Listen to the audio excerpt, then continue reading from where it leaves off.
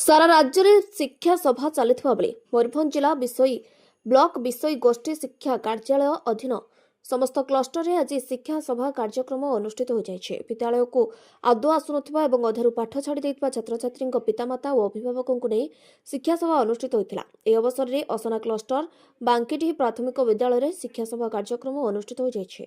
एथिरे छात्र छात्री पितामाता अभिभावक समस्त विद्यालय प्रधान शिक्षक वार्ड सभ्य प्रमुख जोग देथिले। प्रथम विद्यालय शिक्षक शिक्षयित्री छात्र छात्री प्रमुख शिक्षा सचेतनता वार्ता विभिन्न फ्लाकार्ड धरी विद्यालय परिसर एक रैली में बाहरी ग्राम परिक्रमा करते।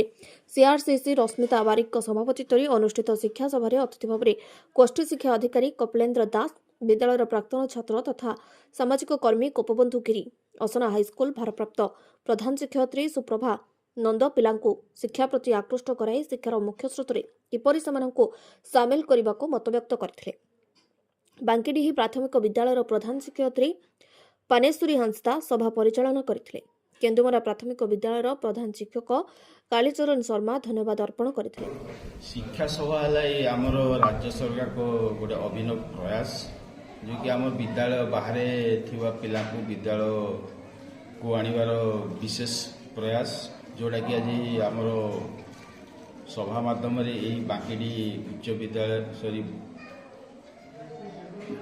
यूपीएस रे अनुष्ठित हो जाइए। से बेले आमर विषय ब्लॉक समस्त क्लस्टर रे ये सभाटी आयोजन करा जाउछि, जो कि सरकार को योजना अनुसार आमे समस्ते मिसिकरी विद्यालय बाहर थिबा छात्र छात्री मान को विद्यालय भीतर को नहीं आसचु। बहुत मात्रा रे आम सफल भी हो जाइछु। आ अल्प किछि रहिछंती जो गुडा को आमे आगामी दिन में निश्चित भाव में सेगुड़ा को विद्यालय भीतर पाठ पढ़ार योजना रे अंतर्भुक्त करि पारि बोले आशा पोषण करूछु। धन्यवाद सर।